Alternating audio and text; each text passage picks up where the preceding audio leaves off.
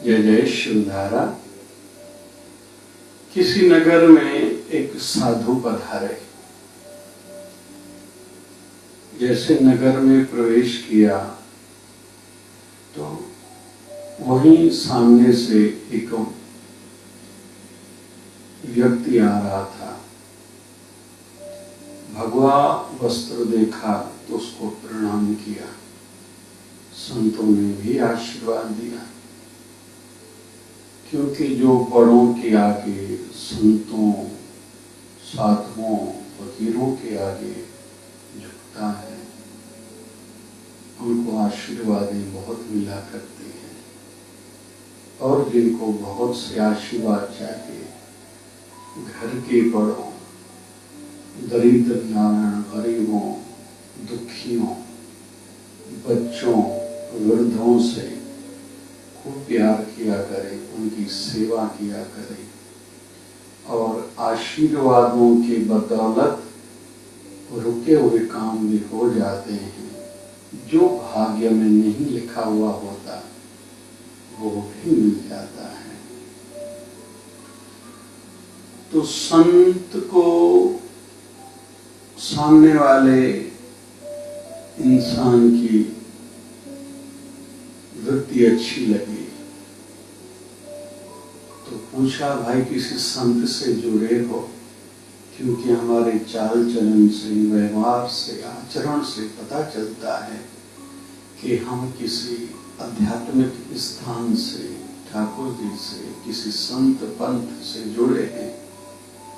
और वैसा दिखाई भी देना चाहिए। बड़े फोटो लगाने से, नारे लगाने से, केवल जयकारा, जय घोष करने से काम नहीं बनेगा।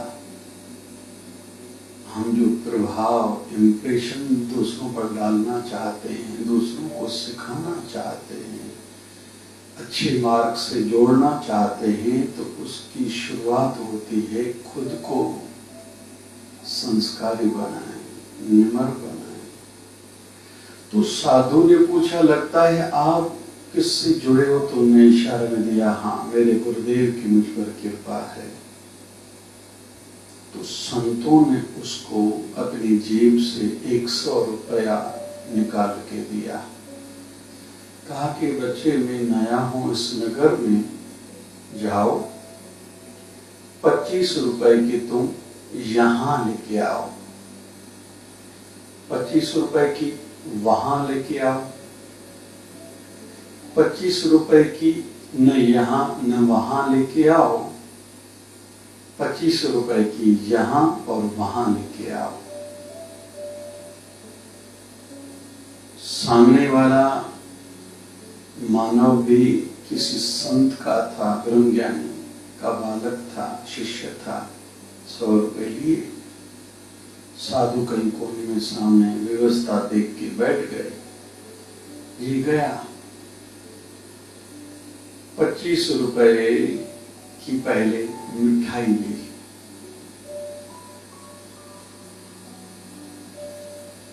फिर 25 रुपए एक भिखारी को दिए जिसको भूख लगी थी, उसको भोजन खिलाया। फिर तीसरे 25 रुपए एक वैश्वा सामने दिखाई दी, उसको दिए।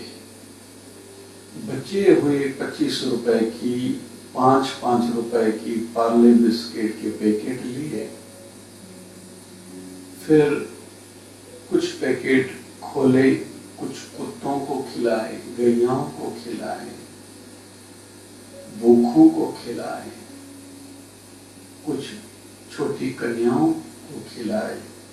और वहां से जो लोग गुजर रहे थे उनको भी दिया कि ये संतों का प्रसाद है। तो सबको बहुत अच्छा लगने लगा। सब पूछ रहे थे कौन संत है, कहाँ के हैं, हम भाग्यशाली हैं जो संतों का प्रसाद हमें सहजता से मिल गया। वो लौट के आया जब उस साधु के पास, साधु ने पूछा कि 100 रुपए का क्या किया? तो वो कहता है, पहले आपने कहा 25 रुपए की यहाँ लेके आओ, तो ये मिठाई लेके आया हूँ। ये मिठाई केवल यहाँ के उपयोग के लिए है। रोटी खाई मतलब रोटी के साथ खाई, टेस्ट आई, बात खत्म। 25 रुपए दूसरे महीने एक भिखारी को भोजन खिलाया, उसका फल यहाँ तो कुछ नहीं मिलेगा लेकिन वो वहां मिलेगा। साधु को कह रहा है तीसरे 25 रुपए मैंने वैश्वा को दिए, जिसका फल न यहाँ मिलेगा न वहां मिलेगा। और चौथे 25 रुपए के मैंने बिस्किट लिए, जो कुत्तों को खिलाए, कुछ गैयाओं को खिलाए, कुछ छोटी कन्याओं को, कुछ भूखों को, जो बच गया लोगों को खिलाते हुए मैंने कहा ये संतों का प्रसाद है। तो जयकारा हो रहा था, सब खुश हो रहे थे, नाम पूछ रहे थे। तो 25 रुपए बाद वाले चौथे वाले जो मैंने बिस्किट लिए थे, उसका फल यहाँ भी था, वाहवाही हो रही थी, उसका फल वहां साईं के दरबार में, परमात्मा के दरबार में भी मिलेगा। इस छोटे की प्रसंग से, छोटे से प्रसंग से हमें ये सीखने को मिल रहा है कि काम 4 प्रकार के होते हैं। एक काम हो जिसका यहाँ केवल फल मिलता है, वहां नहीं मिलता। जैसे बहुत लोग होटलों में रोटी खाते हैं, महंगी गाड़ी लेते हैं, महंगी चीजें इस्तेमाल करते हैं, उसका फल यहाँ है।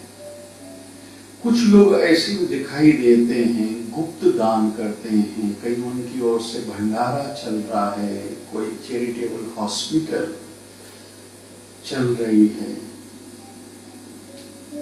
दूसरों को पता नहीं है। जैसे हमारे शिवधारा नेत्रालय, शिवधारा आई हॉस्पिटल में लोग, कई लोगों की आंखों की जांच होती है बहुत कम दर में, पैसों में।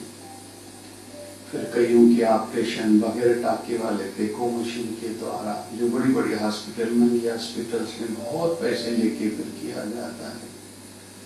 तो जब कहीं से भी कोई बात सुनने को मिलती है तो मन को सुकून मिलता है, भले बाहर का कुछ मिले न मिले। तो कुछ लोग गुप्त दान करते हैं। तीसरा रहता है, कुछ लोग ऐसे ही उड़ाते हैं पैसे, जैसे वैश्वा को उसने दिए तो उसका क्या फायदा है। और चौथे लोग रहते हैं, कुछ ऐसे कर्म करते हैं जिसका फल यहाँ भी वहां भी। कुछ भूखों को खिलाया तो उसका फल यहाँ यश मिला, वहां भी मिलेगा। ऐसे बहुत से काम रहते हैं। जैसे गर्मियों के दिनों में जलाश्रम चलाना, जैसे शिवधर आश्रम की ओर से रेलवे स्टेशन, बस डिपो पर हर साल गर्मियों के दिनों में सेवा चलती है, तो लोगों को सुख मिलता है। सीधी बात है, संस्था का नाम तो ऊंचा होगा नहीं। ऐसे हम खुद से पूछें कि हम किस प्रकार के, किस कैटेगरी के काम करते हैं, जिसका केवल फल यहाँ मिलता है, आगे कुछ नहीं मिलने वाला है। जैसे मिठाई खाई, होटल में रोटी खाई, क्या फायदा मिलेगा? थोड़ी देर के लिए खुद को अच्छा लगा, बाकी कुछ नहीं। महंगे कपड़े पहने, क्या मिला? किसी ने कहा ड्रेस जच रही है, लेकिन हमारे सामने फिर हमसे अच्छी ड्रेस वाला दूसरा कोई व्यक्ति आ गया, बात खत्म। इसने अपनी बेटी को दहेज में खूब दिया, संस्कार दिए नहीं दिए वो अलग बात है, दहेज में दिया ये अच्छी बात है, नाम हुआ। लेकिन हमसे ज्यादा उसकी देवरानी जेठानी को अगर ज्यादा कुछ दहेज में मिला होगा, उसी परिवार में हमारी बेटी की इज्जत कितनी रह जाएगी, जो हम लोग केवल इज्जत के लिए, नाम कमाने के लिए करते हैं ऐसा। तो कुछ लोग काम करते हैं केवल यहाँ के लिए, कुछ लोग काम करते हैं वहां के लिए। नेकी कर दरिया में डाल, किसी को पता तक नहीं है।